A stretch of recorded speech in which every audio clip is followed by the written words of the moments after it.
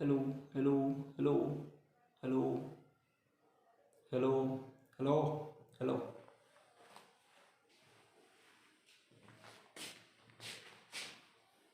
नमस्कार दोस्तों, शुरू करते हैं। आपके लिए सबसे कठिन टॉपिक। नमस्कार दोस्तों, शुरू करते हैं। इतिहास अक्सर कठिन ही लगती है और कहा भी जाता है इतिहास के बारे में कि इतिहास वह सनम बेवफा है, सुबह को पढ़ो शाम को सफ़ा है। निश्चित रूप से सुबह में पढ़ते हैं तो शाम को भूल जाते हैं, इसीलिए कुछ इंटरेस्टिंग मैटर तैयार करना पड़ता है। उसी संदर्भ में आपको बहुत अच्छी कड़ी में इतिहास पिरोने का प्रयत्न कर रहा हूँ कि हमेशा एक बार देखने पर याद रह जाए। आपको वीडियो अच्छी लगे तो ज़रूर शेयर कीजिएगा। भारतीय इतिहास के सबसे खतरनाक टॉपिक होते हैं वो मध्यकालीन भारत के होते हैं, क्योंकि याद रहते ही नहीं है। हमने सुने तो होते हैं बाबर का नाम, अकबर का नाम वगैरह सारे, लेकिन जब पूछते हैं कि अकबर कौन था, सिर्फ इतना पता होता है कि भारत का राजा था, महाराणा प्रताप से लड़ा होता है। खैर, शुरू करते हैं। देखिए, अपना पहला चैप्टर भारतीय इतिहास का मुगल काल, और मुगल काल का पहला पार्ट बाबर। अब मुगल काल पढ़ना है मतलब बाबर को भी पढ़ना ही पड़ेगा, तो बाबर से ही शुरू करते हैं। चलिए, बाबर नाम से स्पष्ट है मुसलमान था, भारत का हो नहीं सकता, कहीं ना कहीं विदेश से आया था। विदेश से कहां से आएगा, तो इसकी जीवनी पहले पढ़नी पड़ेगी। ठीक है, अब जीवनी में देखिए क्या हुआ था। बाबर कहां का था, तो बाबर एक छोटे से प्रांत का था जिसका नाम है फरगना। पूछोगे ये कहां पड़ता है, अफगानिस्तान। ठीक है, अफगानिस्तान का एक छोटा सा क्षेत्र था जिसका नाम था फरगना।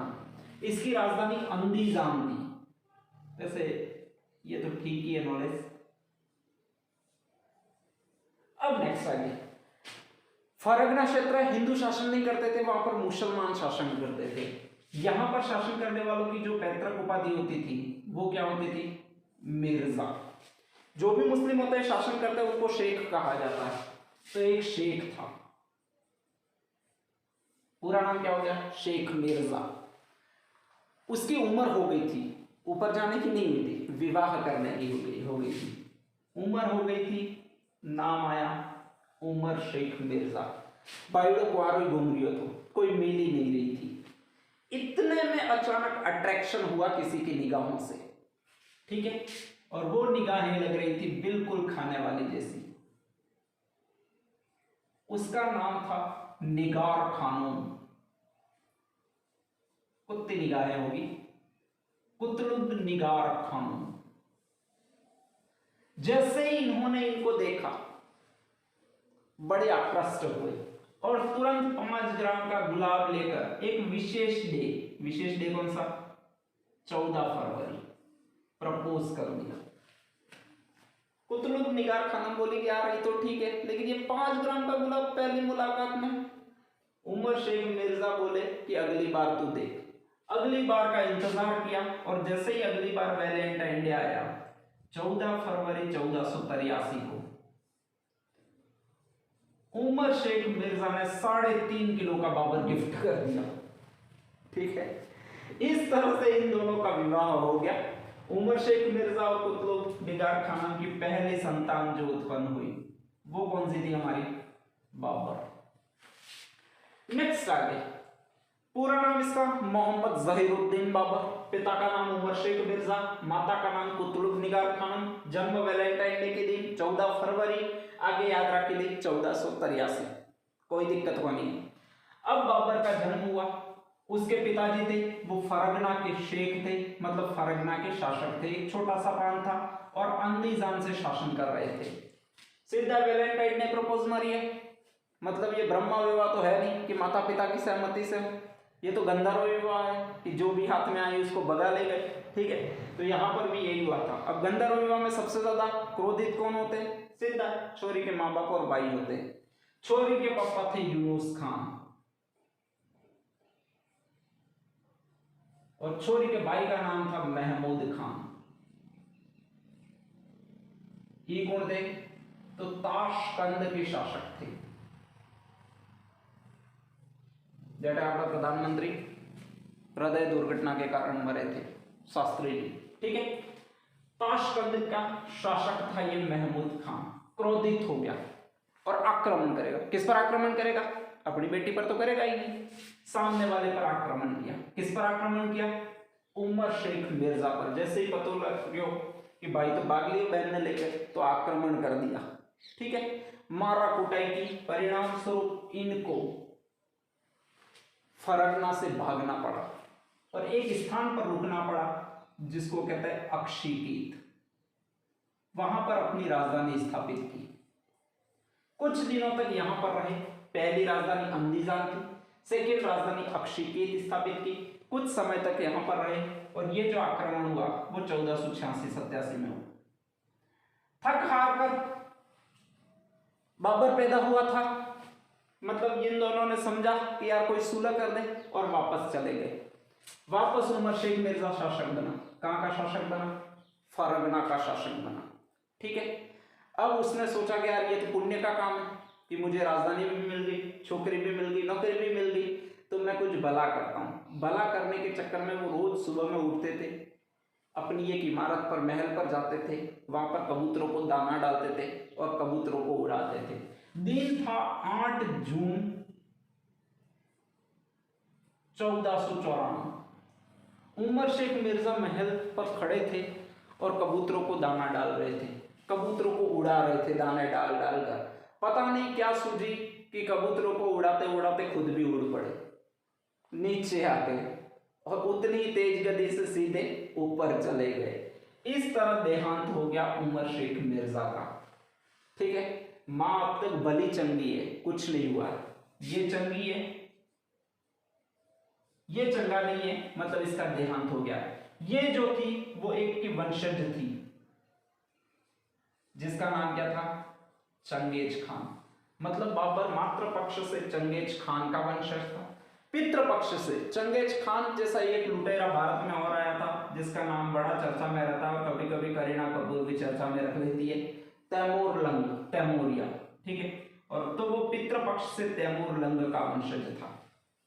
स्वाभाविक है कि हम जो है वो पिता का गोत्र ही लगाते हैं, तो ये भी पिता का गोत्र लगाना ज्यादा पसंद करता था। मतलब खुद को तैमूर लंग के वंशज कहलाना बाबर ज्यादा पसंद करता था। ठीक है, नेक्स्ट पूछा जाता है कि बाबर मातृपक्ष से कौन से नंबर का वंशज था, पितृपक्ष से कौन से का वंशज था। तैमूर लंग में देखो 5 अक्षर है, तो ये 5वां वंशज था, ध्यान रख लीजिएगा। मातृपक्ष से च से लेना है, ये कौन सा? च से हमारा 14वां वंशज होगा। ठीक है, तो इस तरह वो मातृपक्ष से 14वां वंशज था, पितृपक्ष से वो कौन सा वंशज हो जाएगा? 5वां वंशज हो जाएगा। इस तरह से बाबर 2 विभिन्न राजवंशों के खून का मिश्रण था। अब नेक्स्ट, जैसे उसके बाप मरे 8 जून 1494 को, 1483 में जन्मा है, यहां पर इसकी मृत्यु हुई है, तो निश्चित रूप से बाबर है वो अब शासक बनेगा। 11 वर्ष की उम्र में बाबर पहली बार शासक बना और वो जो शासक बना वो कौन से स्टेट का बना? अपने फरगना नामक राज्य का शासक बना। तो यहां से आपको माता पिता का नाम, माता का नाम, मातृपक्ष, पितृपक्ष, प्रारंभिक उसकी राजधानी और इतना ही याद रखना है, काफी हो जाता है।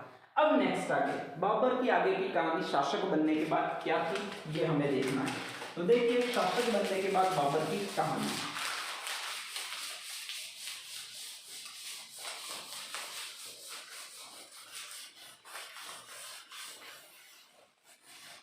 अब सबसे पहले बाबर ने सोचा कि यार मैं कुछ ऐसा काम करता हूं जिससे मेरा साम्राज्य विस्तार कर सकूं।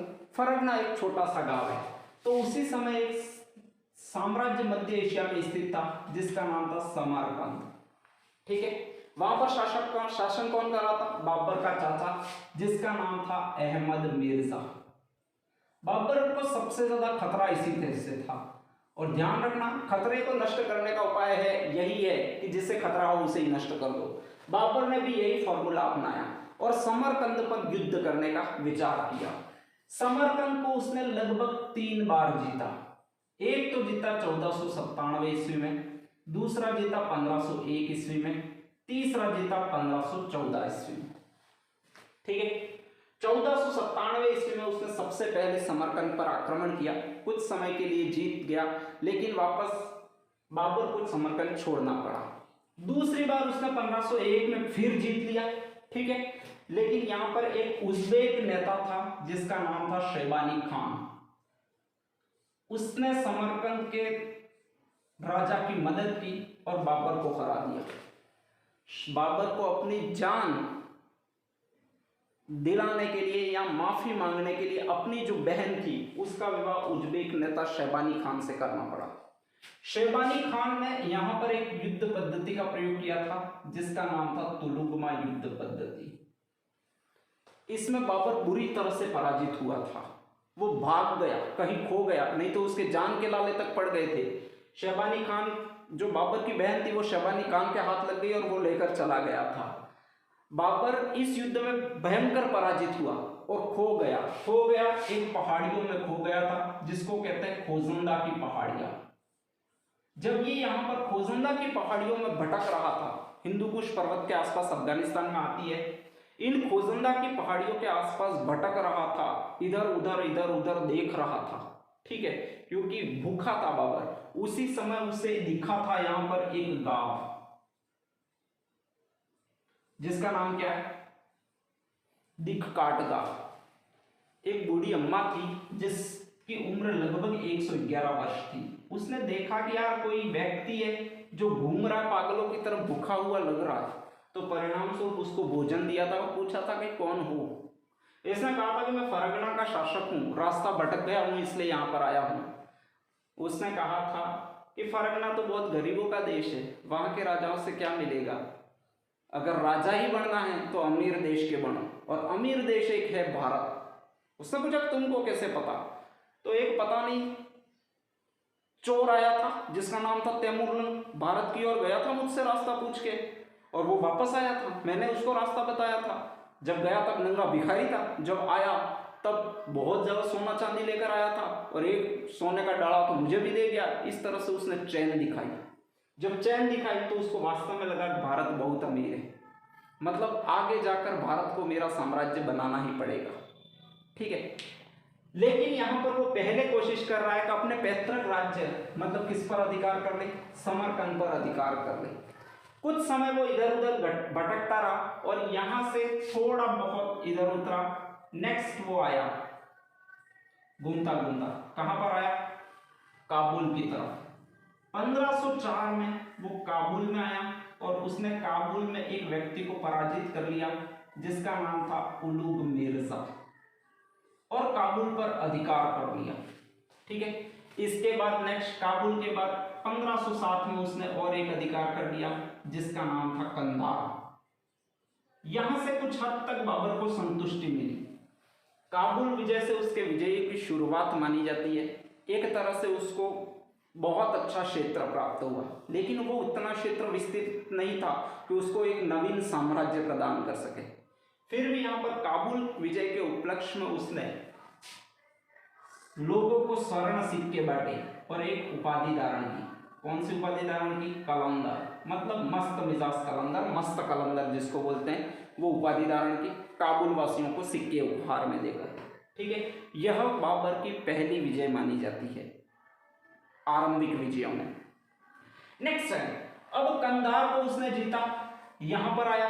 तब तक बाबर, एक तो साम्राज्य भी उसके पास नहीं था, दूसरा साला पुत्र भी नहीं हो रहा था, ठीक है, दोनों नहीं थे। बाबर बड़ा परेशान था। बाबर ने पहली शादी की, दूसरी शादी की, तीसरी भी शादी कर ली। इस तरह से बाबर तीन शादियां तब तक कर चुका था।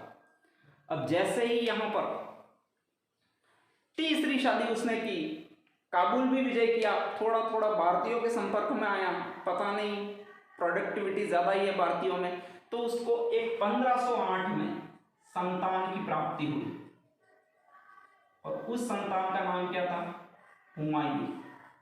हुमायूं माहम बेगम से उत्पन्न हुआ था, जो कि बाबर की तृतीय पत्नी थी, तीसरी पत्नी थी। कुल कितनी थी ये भी ध्यान रखनी है, अपने तीसरी वाली से प्रोडक्ट आया, तीसरी ध्यान रखनी है, ठीक है। तो नेक्स्ट हुमायूं यहां पर जन्म लिया। इसने खुश होकर भाग्यवान का पर्यायवाची हुमायूं नाम दिया। और कहा कि अब शायद मेरे भाग्य खुले हैं तो अच्छा कुछ होगा। ठीक है, नेक्स्ट, अब भाग्य खुले तो वापस अधिकार करना पड़ेगा। किस पर अधिकार करना पड़ेगा? समरकंद पर। तो उसने सोचा कि यार समरकंद मेरे हाथ से निकल आ जाए, हुमायूं आ गया तो हो सकता है वो भी आ जाए, भले कोई भी कोशिश करे।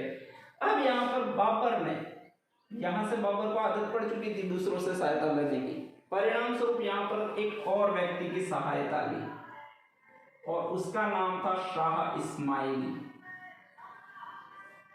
शासक कहाँ का था ये? ईरान का था। ईरान का शासक था शाह इस्माइली। उससे मदद मांगी कि तुम समरकंद को जीतने में मेरी मदद करो, तुम जो मांगोगे वो मैं दे दूंगा। इसने कहा कि मुझे तो कुछ नहीं चाहिए, लेकिन मेरा धर्म है शिया, उसे तुम्हें मानना होगा। परिणाम स्वरूप बाबर ने यहाँ पर एक धर्म स्वीकार कर लिया। कौन सा धर्म स्वीकार किया? शिया। वो सुन्नी मुसलमान था, यहाँ पर कौन सा मुसलमान हो गया? शिया मुसलमान हो गया। ठीक है, और शाह इस्माइली की मदद से यहाँ पर वो 1514 में वापस समरकंद जीतने के लिए निकला, लेकिन सरायकोल नामक युद्ध में बुरी तरह से वो पराजित हुआ। अब जैसे ही अंतिम पराजित हुआ सरायकोल के युद्ध में, जिसको कूले वली का युद्ध भी कहते हैं, उसमें पराजित हुआ, तो इसको लगा कि यार गड़बड़ होगी, अब यहाँ पर नहीं जीता जा सकता, अब मुझे उस बुढ़िया के अनुसार भ्रमण करना ही होगा, मतलब जाना ही होगा। और कौन से देश की तरफ जाना होगा? भारत की तरफ ही जाना होगा। दूसरा, उसकी बेगमों का भी प्रोशर था, 3 तो पहले से ही थी, एक और नया ये प्रोडक्ट हो गया, 4 हो गए। बाबर का कहीं ठिकाना नहीं है, अभी तक कोई जीता नहीं है, शासक कर रहा है, खाने के वांदे। तो ऐसी कंडीशन में उसकी बीवियों ने भी डांट फटकार लगाई। ठीक है, सबसे पहले उस बीवियों ने डांट फटकार लगाई। जैसे ही बीवियों ने डांट फटकार लगाई तो बाबर निकला कमाने के लिए। उसे सबसे पहले तेज धूप लगी। क्या लगी? धूप लगी। ठीक है, अब धूप लगती है तो प्यास लगती है, और प्यास को हम मारवाड़ी में कहते हैं तीस लागे रहता नहीं। ठीक है, तो यहां पर 30 लगी। ठीक है, जैसे ही 30 लगी, फिर भी बाबर था वो चला। ठीक है, और चलकर उसने क्या पिया? पानी पिया। इस तरह से बाबर आरंभ से भारत में आया। अब कैसे कैसे आया? सबसे पहले बीवियों ने उसको भेजा, बी से याद रखना, बाजोर। ये बहुत ज्यादा पूछे जाते हैं कि बाबर के भारत पर आक्रमण कौन कौन से थे, पहला आक्रमण कौन सा था, दूसरा आक्रमण कौन सा था, तीसरा कौन सा था, चौथा कौन सा था, पांचवा कौन सा था। आसान है, बीवियों के कहने पर आया था। बीवियों के कहने पर सबको जाना पड़ता है। धूप लगी थी। ठीक है, धूप लगेगी मतलब प्यास लगेगी। प्यास को क्या बोलते हैं? तीस बोलते हैं। फिर भी बाबर ने हिम्मत नहीं हारी, चला था, और यहां पर उसने आखिर क्या प्राप्त किया था? पानी प्राप्त किया था। ठीक है, ये आरंभिक 5 विजय थी बाबर की। अब कौन कौन सी विजय थी देखो। सबसे पहले उसने आक्रमण किया, पहला आक्रमण बाजोर और बेरा पर, जो कब हुआ था उसका? 1519 में। ठीक है, अब जैसे ही 1519 में आक्रमण किया, यहां पर दू से याद रखना है, दूसरा आक्रमण बाबर का भारत पर कौन सा हुआ था? तो दूसरा आक्रमण जो हुआ था वो पेशावर पर हुआ था। तीसरा आक्रमण भी कौन सा हुआ था बाबर का? तो तीसरा आक्रमण जो हुआ था वो सियालकोट पर हुआ। चौथा आक्रमण कौन सा हुआ? चौथा आक्रमण च से चौथा, ल से जो हुआ था वो कहां पर हुआ था? लाहौर में हुआ था। पांचवा आक्रमण पानीपत का प्रथम युद्ध। इस तरह से बाबर ने 5 आक्रमण भारत पर किए। बाजोर और बेरा पर पहला आक्रमण किया। यह पाकिस्तान की स्वात घाटी का क्षेत्र है। ठीक है, भारत का आरंभिक क्षेत्र माना जाता है। यहां पर पहला आक्रमण किया। वहां पर हमारी एक जाति रहती थी, वहां पर शासन था। बाजोर और बेरा पर सबसे पहले उसने तोप खाने का प्रयोग किया और आसानी से उस युद्ध को जीत लिया। यही भारत में बाबर की पहली विजय मानी जाती है। पूछा बहुत जाता है कि बाबर ने भारत पर प्रथम बार तोपखाने का प्रयोग किस युद्ध में किया था? तो बाजोर और बेहरा के युद्ध में 1519। ठीक है, ध्यान रखना है। अब नेक्स्ट आगे दूसरा युद्ध उसने किया। दूसरा युद्ध उसने कहां पर किया? पेशावर में। एक यूसुफ जई नामक जाति थी जो कि लूटने का काम करती थी, उसका दमन किया गया बाबर द्वारा। तीसरा आक्रमण 30 से सियालकोट पर किया, बाबर ने इसको भी जीत लिया। चलो भाई, चौथा आक्रमण लाहौर पर किया, बाबर ने इसको भी जीत लिया। और पांचवा आक्रमण पानीपत का, जो कि कब हुआ 1526, 21 अप्रैल 1526 को बाबर ने पानीपत का पांचवा युद्ध किया। इस तरह से भारत पर बाबर के आक्रमण रहे। तो यहां तक 1483 से अपन शुरू हुए थे, 1526 तक अपन आ गए। आपको याद क्या क्या रखना, बाबर के पिता का नाम याद रह गया होगा, माता का नाम, बाबर को राज सिंहासन किसने दिलाया, उसकी दादी आयशा दौलत बेगम ने। बाबर को सर्वप्रथम भारत के बारे में जानकारी दीककाट नामक गांव में, ठीक है। बाबर ने समरकंद को जीतने के कुल कितने प्रयत्न किए, 3 प्रयत्न किए थे। बाबर ने शिया धर्म किससे स्वीकार किया था, शाह इस्माइली नामक ईरान के शासक से स्वीकार किया था। नेक्स्ट, बाबर के भारत पर पहला, दूसरा, तीसरा, चौथा और पांचवा आक्रमण कहां कहां पर हुए थे, इसमें पहला और पांचवा बहुत ज्यादा इंपॉर्टेंट है। नेक्स्ट, बाबर के बारे में दूसरा पार्ट कि उसकी तुलुगमा पद्धति क्या थी, उसके छापे खाने क्या थे, उसके तोप खाने क्या थे, उसकी पुस्तक प्रमुख कौन सी थी, वो भी इसी तरह की स्टोरी में अपन पढ़ेंगे। आज के लिए इतना ही, धन्यवाद। इतना पढ़िए, याद करिए, अगर कुछ भी नहीं आपको समझ में आया हो तो कमेंट कर दीजिएगा, ठीक है। तो उसका मैं अलग से एक्सप्लेनेशन कर दूंगा। कहीं कहीं हो सकता है किसी को दिक्कत होगी, ये समरकंद कहाँ पर आता था, अक्सीकीत कहाँ पर आता था, उज़्बेक कहाँ से आए थे, हो सकता है इन चीजों को थोड़ा थोड़ा मैंने छोड़ा है, कारण ये है वो इंपॉर्टेंट मुझे नहीं लगे हैं। तो आप जैसे ही कहेंगे उनको बता दिया जाएगा। धन्यवाद दोस्तों।